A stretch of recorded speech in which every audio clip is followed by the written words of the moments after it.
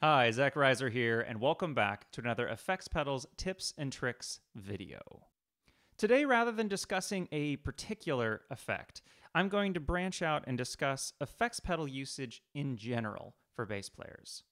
I'm going to start off with the basics, the classic pedals that I think most bass players would benefit from adding to their sonic palette. And then, of course, I'm going to branch out and show the denser side of effects pedal usage with effects pedal combinations. Let's start with the octaver. If I had to pick a single effect I was going to bring with me to every single gig, it would be an analog octaver. For this particular video, I am going to be using my personal tried and tested Boss OC2, which you will see on countless pedal boards out there. Here's what the OC2 sounds like with my dry bass.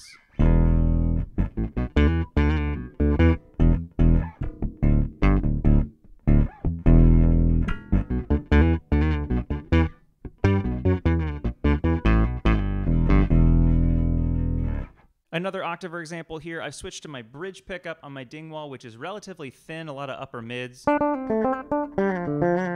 And now listen to how much the OC2 fattens up that thin sounding line.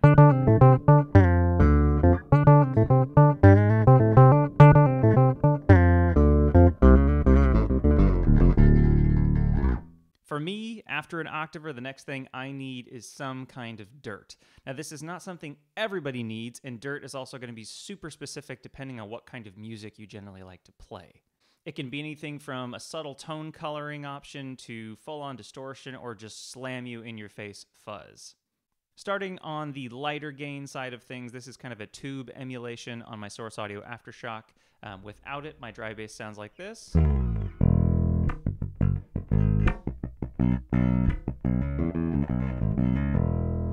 With that light tube overdrive.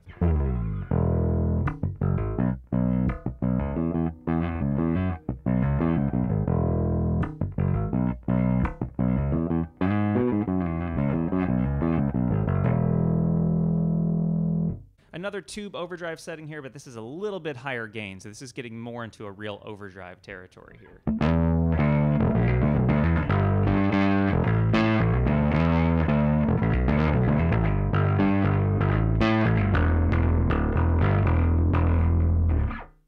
Good for kind of light rock tone. Sounds great with a pick as well, so same settings.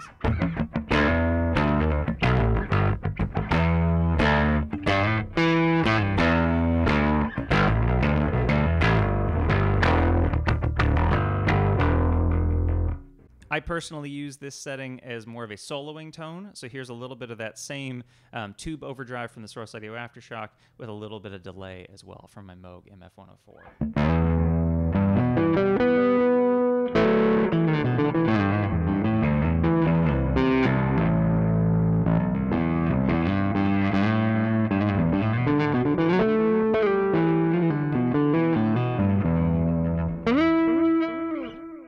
I personally don't do a lot of super heavy music, but I want to show some higher gain settings really quick, just to give you an idea of what that sounds like on your bass. So same pedal, but a higher gain setting on the Source Audio Aftershock with a pick.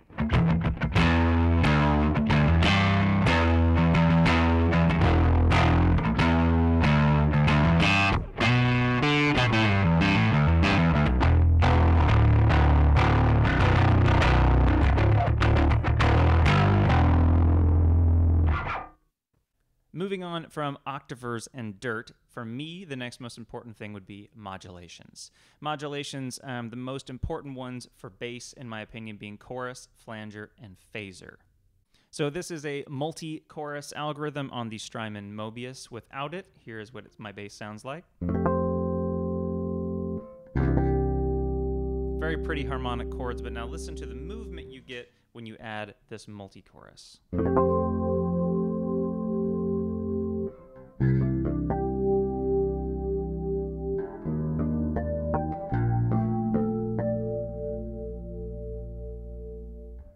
Now, you don't have to play chords to get that added movement. So here's a bass line without the Mobius on.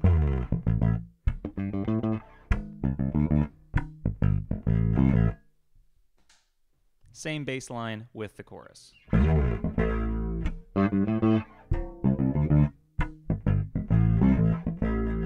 Now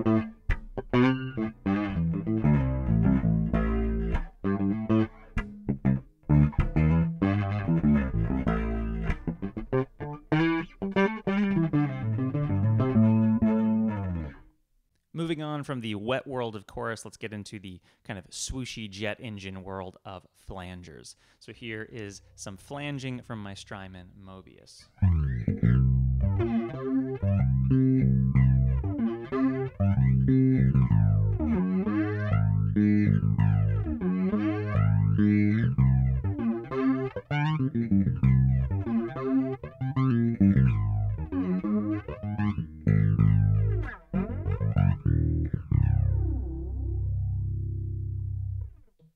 A slightly famous-ish bass line that uses a flanger.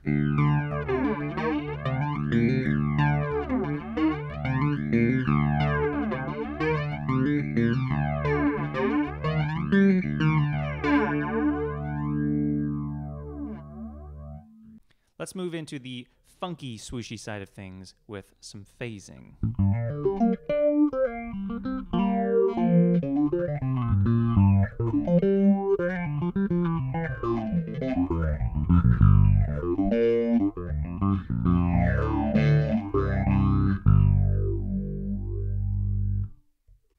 And then a famous bass line that uses a pick with a phaser.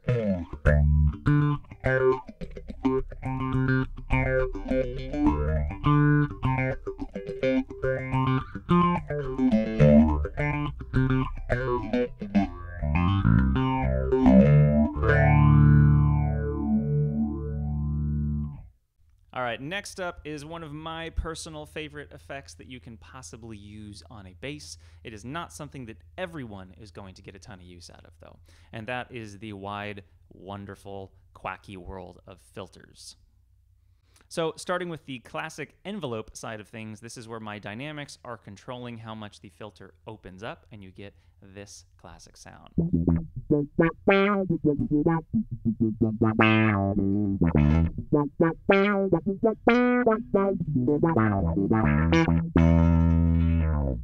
The filter sounds you're hearing are from my lovely Iron Ether Zerograph Deluxe. Now, same exact settings, except I'm going to roll in some of my dry bass. And now you'll hear that filtering is a little bit less extreme.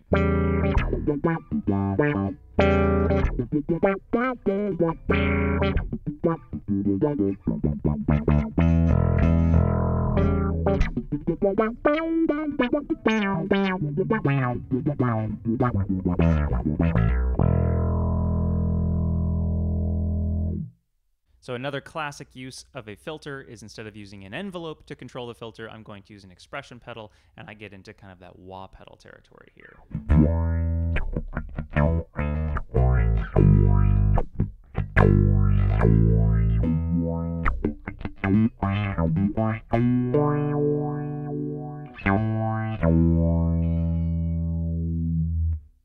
Couple more standard-ish effects for you. This one is on the subtle side of things, but it's a very important effect to me, and it is a compressor.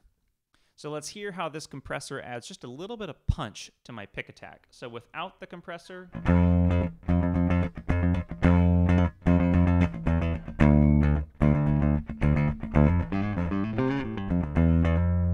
and then subtle bit of a boost and squish from the compressor.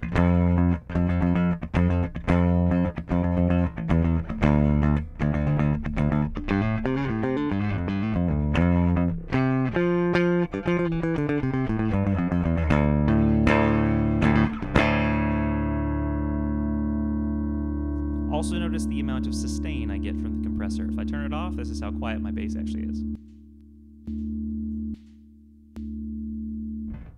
Another awesome use for compression is for slap. It tends to balance out the slap and the pop to give you a more kind of cohesive slap tone.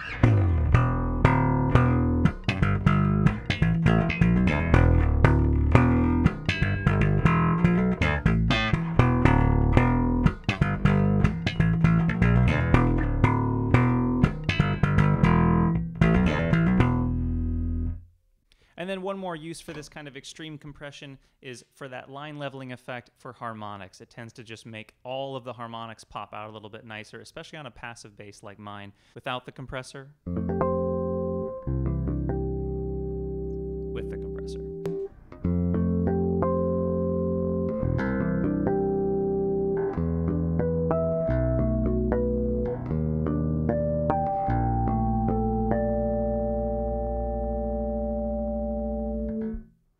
right, so now that I've gone through and I've kind of talked about each of these standard bass effects individually, I want to quickly show what they sound like when you combine them, because combining effects, as I'm going to show throughout this whole video, is really where effects get powerful, in my opinion. So if we take our standard octaver sound from the Boss OC2, helps if my bass is on,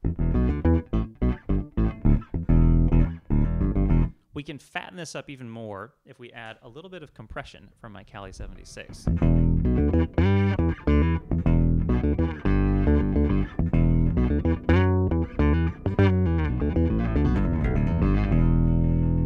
And then we can make this even more interesting if we put on a little bit of chorus from the Strymon Mobius.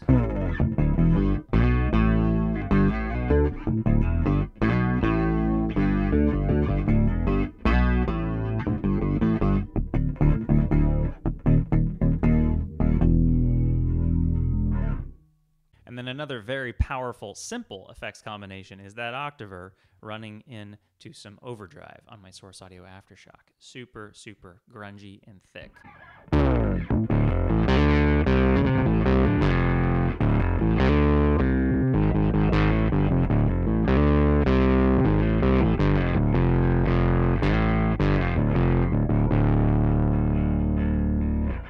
So this kind of concludes my discussion of what I would consider to be the standard realm of effects for bass. That would be octavers, some kind of distortion or dirt, some modulations like chorus flangers, phasers, and then also compressors and envelope filters. So now it's time to stretch a little bit beyond the standard use of effects pedals for bass. To begin that discussion, I want to start with probably my favorite effect overall, period, which is delay. So let's start with a subtle version of delay, which is a slapback delay. Single repeat with a very short delay time. It gives you what it sounds like. It kind of is slapping back off of a close wall or something like that. Without the delay,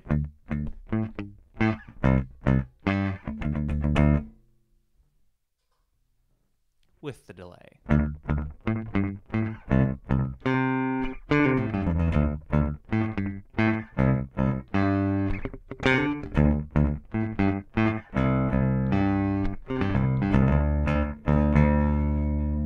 Delays and reverbs have the ability of putting you in a space. Since our instrument is not kind of naturally very resonant, it's nice to have not such a sharp decay to the note. It's nice to have a little bit of a longer tail sometimes to smooth out the sound of your line. I've turned the feedback up on my delay a little bit now, which is going to get me more actually into reverb territory because the delay is so short. Yet again, adding just a little bit of breath to the note.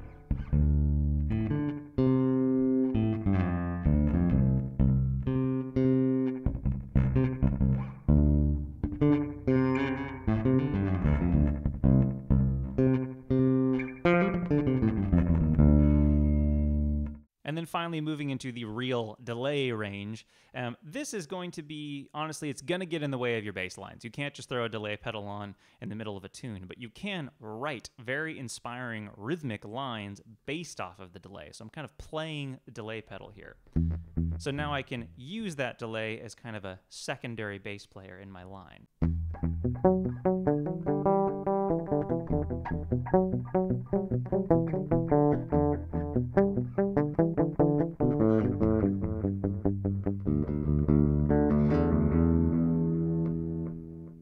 So another big use for me with delay is for soloing. If you like to solo, having some kind of ambience from delay or reverb will really open up your sound, in my opinion, and especially for slower, prettier music, it can really make or break the tone, in my opinion. So let's do some effects combining. I've brought back that light overdrive from the Source Audio Aftershock. It sounds like this. A little bit of noodling.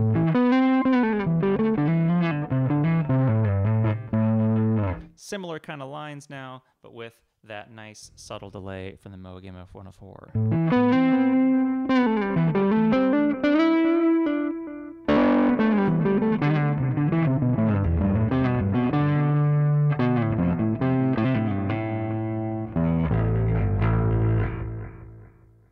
So now I have a higher mix, higher feedback, and longer delay time with that overdrive still on, and now we're getting into more of that ambient soloing territory.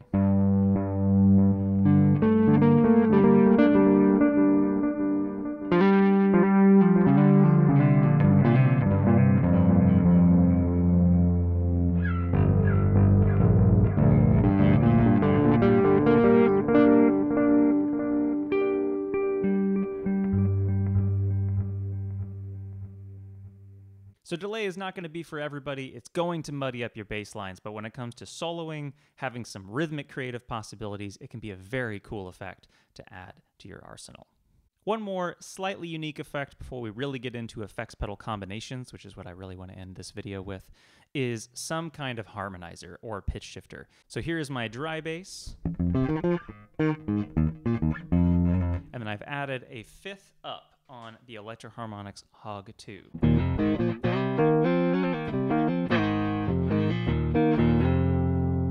And you can hear I get this really cool kind of automatic power chord for every note that I play.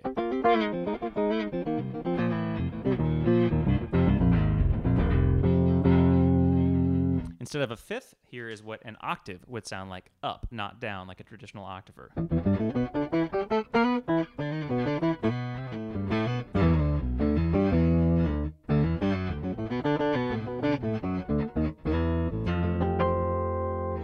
Octave ups like that are an awesome way to get you above the mix a little bit when you go to take a solo, putting that delay back on. Here's a little bit of that with that octave up from the Hog 2.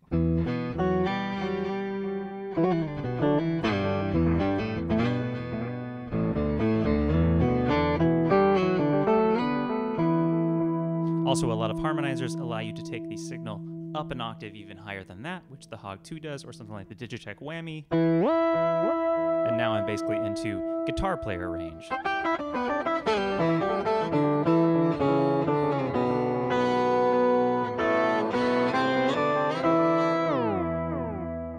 So the brief introduction there to harmonizers kind of leads us nicely to the synth bass territory. Harmonizers are a great way to start making your bass not sound like a bass, and the next discussion is going to be about how to make your bass sound like a synth bass. Now, is your bass ever going to really sound like a synthesizer? No, but that's not really the point. The point is to get your bass to sound like something fresh and something funky and something fat, and that we can definitely do with effects pedals. So the first thing you need for a good synth bass sound is you need that analog octaver, but you don't want the dry signal in there. So the analog octaver with the dry signal would sound like this. Very classic octaver sound. But if we take the dry signal out, what we're left with is this fat sine wave sounding subsignal. Sorry, you're probably picking up a little bit of my fret noise through this microphone. You'll just have to deal with it and imagine that it's not there. Now, this sound has been used by a bunch of people in the modern era to kind of get into that sine wave sounding synth. By itself, it's already incredibly synthy.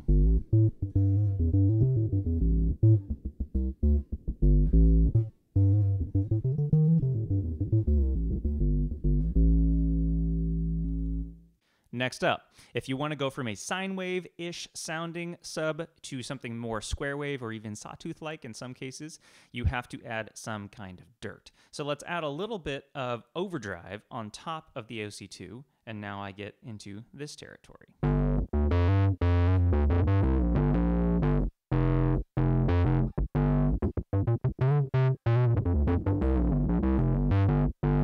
But you can hear it's fizzier, a little snarlier.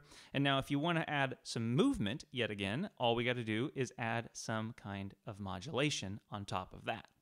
So now I have my OC2 running into that distortion, into that multi-chorus setting on the Strymon Mobius, and I get this.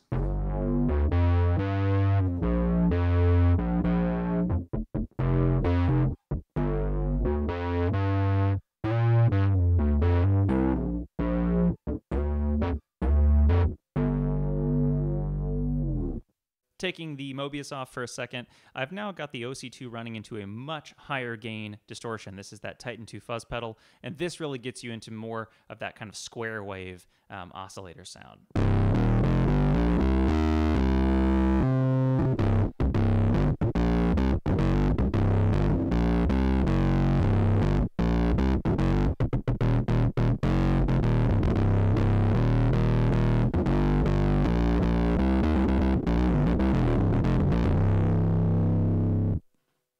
Yet again, if you want to add some movement to your synth sound, add some modulation. So this is a phaser from the Mobius with that same signal chain.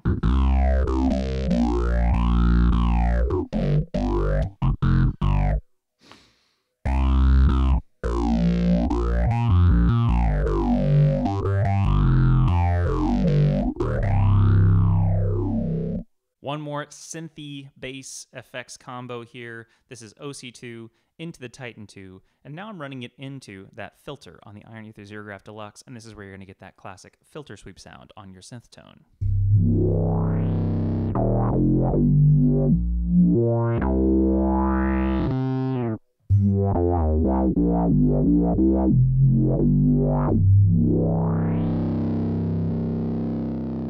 And if you want to add a little bit of breath to your synth sound, add a little delay after the whole thing.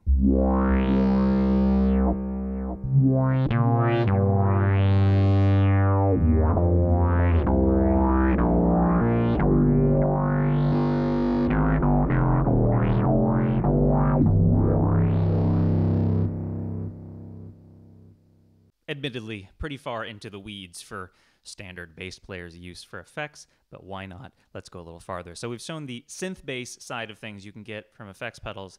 What about the synth lead side of things from effects pedals? Yes, I'm a bass player, but what if you have that moment when you get to take your solo and instead of sounding like your normal bass, you can pop up into that true lead territory?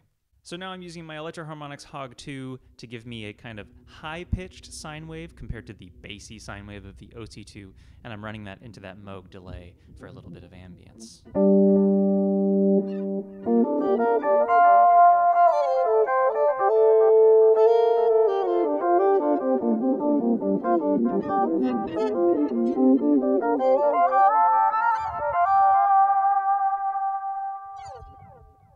Taking that higher sine wave frequency into my Titan 2 fuzz pedal is going to get me more into that square wave territory, but in a higher register range for soloing, basically. And then I'm also putting a little bit of chorus on here to, yet again, add some movement.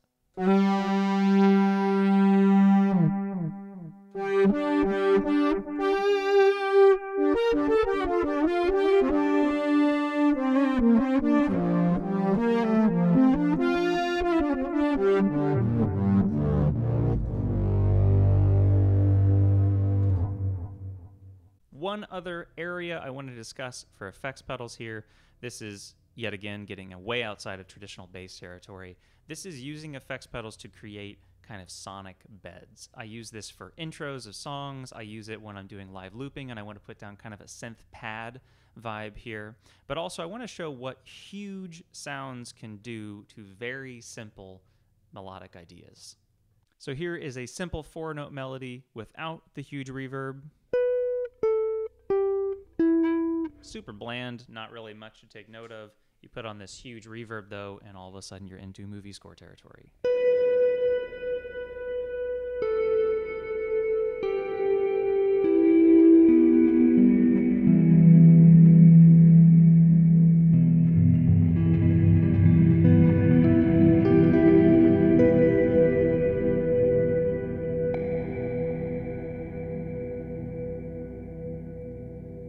Obviously, you're not going to use this as your when you're playing bass in a band, but if you want some inspiration to write some new stuff, this is where these textures really become amazingly important to my setup. One last sound, this is super textural, but I want to show how powerful combining different textural sounds can be to make something that honestly, in my opinion, is just as rich and warm as some of my favorite synth textures. So I have two different very textural sounds here, one of which is a reverse reverb that sounds like this.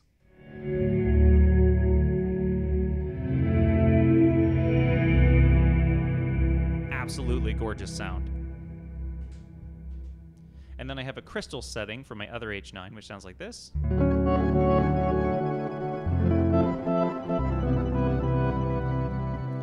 Both of which are very pretty, very lush sounds, but when you combine them together, you get something really magical.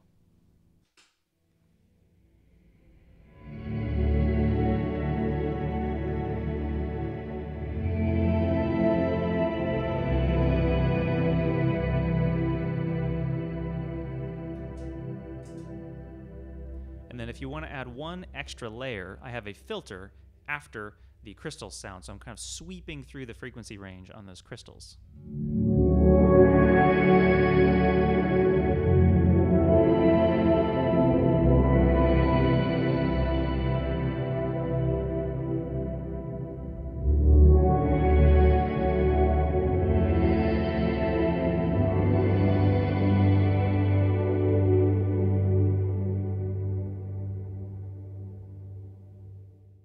So this is my very quick and dirty, very broad overview of effects pedal usage on bass in general. I hope that you found something useful in this video. I tried to start in kind of the normal territory of effects pedals where I felt like most people could find something they thought sounded cool, and then of course I had to go to the weird and wacky places that I like to go with my effects pedals. I have thorough reviews of all of these pedals as well as just thorough discussions of effects use in general on my channel, so please check those videos out if you get a second, and thank you so much for watching. Bye.